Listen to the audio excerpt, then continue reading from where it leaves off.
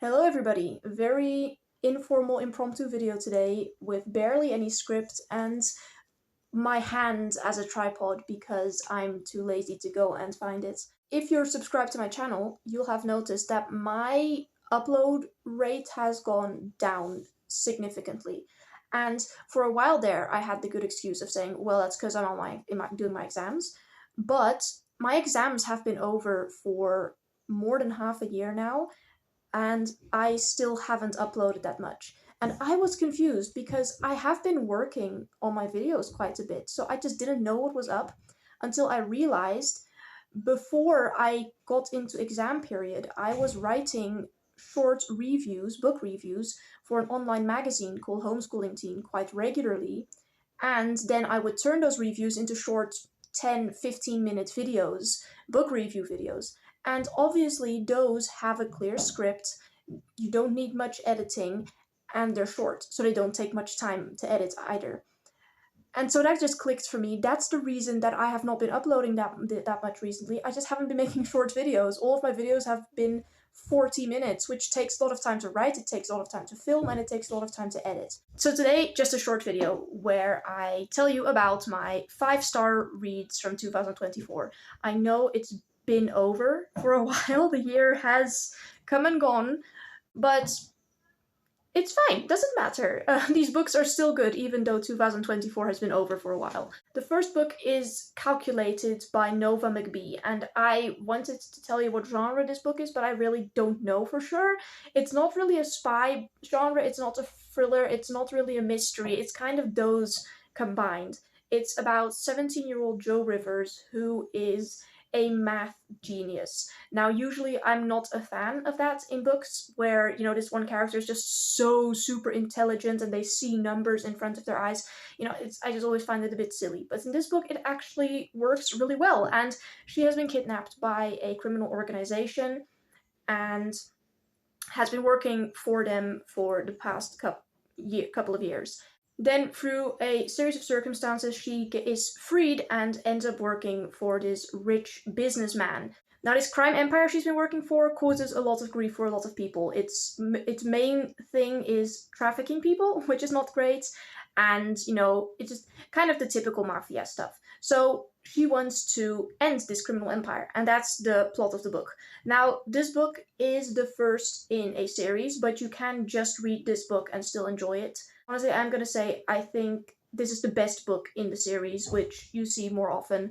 The book's very exciting. It's got a lot of different elements. There's romance, but there's also a lot of action, and there's, people scheming behind the scenes. There's a couple of exciting plot twists. So yeah, I definitely recommend this book. I gave it 5 stars. Then another book that I really loved this year was Before the Coffee Gets Cold by Toshikazu Kawaguchi. This book has been gaining some popularity online, and so I decided to check it out. It's about a coffee shop with a quirk.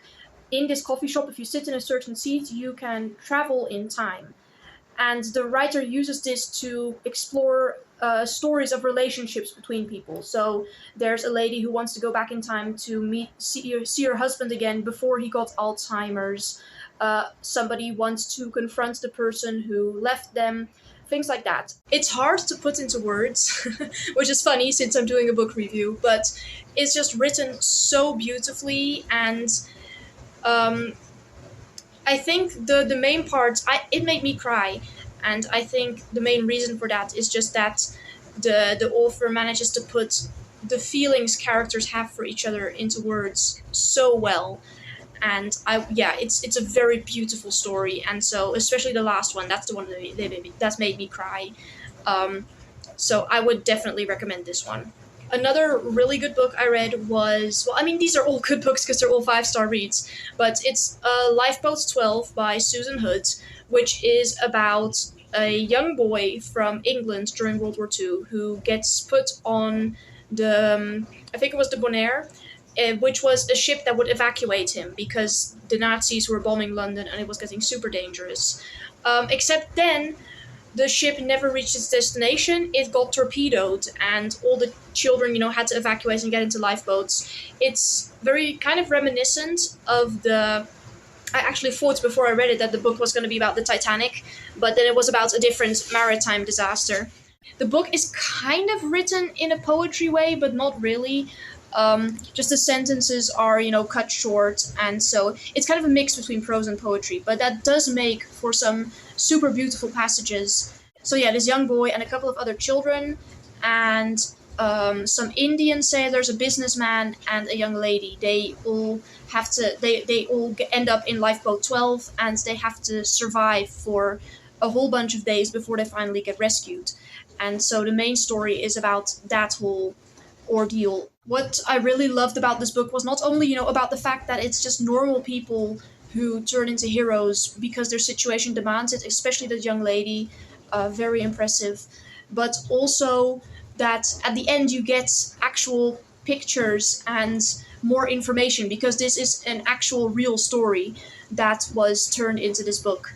And the author conducted interviews with many of the people involved, and she includes links to videos online where you can watch footage of, for example, the survivors coming back in. This book is another one that actually made me cry because, as you might expect, there are some children who die. Not everyone made it out of this disaster alive.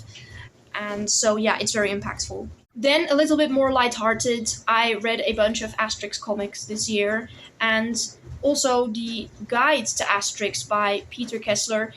Uh, I just gave this one 5 stars because I really enjoyed it, and because Asterix was a part of my childhood, really.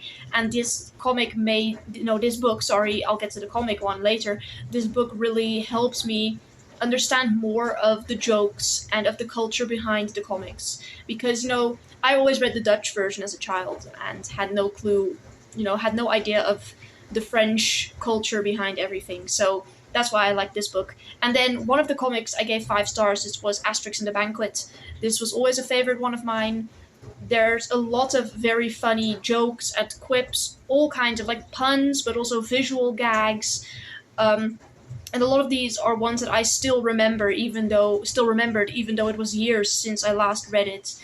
And it's also very fun because the characters go through lots of different places in France, and there's a bunch of different jokes about all the cultures, which I don't always get because I'm not from France, but you know, there's a lot of different settings, which makes this a fun read. The last fiction book I want to talk about is Howl's Moving Castle by Diana Wynne Jones. This one is a classic. I think everyone has at least heard the title. It's about young Sophie who gets cursed and turned into an old woman, and then during her quest to lift the enchantment, she runs into the evil, scary wizard Howl who lives in a moving castle. But then she realizes there's a lot more going on than just her enchantment. She's not the only one who got cursed by that witch who did it to her. It was a witch, by the way, I didn't even mention that. But that she wasn't the only victim of the witch. There's the plot of her sisters going on who are both being forced into a lifestyle they don't want. There's the plot of her finding out what's going on with the wizard and with his castle. It's very exciting. There's lots of different little mysteries to figure out, and it's also very fun and funny as well. The characters are all super lovable, and so all in all, it's just a very enjoyable book. And that was all the fiction books that I gave 5 stars. And there were two non-fiction. Why did I do this? Two non-fiction books this year that I gave 5 stars. First is they're both Dutch, but only one of them is originally Dutch. The first is Door het oog van de waker, door Stirezo Pro-Life. So this is a Dutch book, obviously. It's about the history of abortion in the Netherlands and the history of the pro-life movement. And I had actually never read about that before. It's from a clearly Catholic point of view, but I didn't mind that, of course. But yeah, I just appreciated finally learning a bit about the pro-life movement and the history of abortion in the Netherlands. Because in the abortion debate, you always hear about the laws and the legislation in the US, which is great, but that meant I knew almost more about the situation in the US and about the situation in the Netherlands. So this book was it was good because it brought me up to date. And then the last book was originally written in English, but I read the Dutch version. It's called Pro-Life by Randy Alcorn. This book was actually the best pro-life book I'd ever read, and the reason for this is I think it really hit on every single subject that is controversial or that you might be questioned about when it comes to being pro-life, and explain that in a kind, thoughtful, but also rational and logical way. I think this book is easy for the layperson like me to get into, but it doesn't shy away from difficult topics. and it led me to actually right now I'm reading Pro-Life Answers to Pro-Choice Arguments. I think it's by the same author, which basically is this book but more expanded, so it more issues and more things to think about. But yeah, this book is actually a very good starting point, but it for people who haven't given much thought to abortion before, but also to those who already have an opinion and would like to learn more, I would recommend this book to everyone. So yeah, my arms are getting very tired. So time to let me switch my arms around. Okay, time to end the video. I hope you enjoyed. I hope this one is a bit shorter and takes me less time to edit, but I think it will. And those were my favorite books that I read in 2024.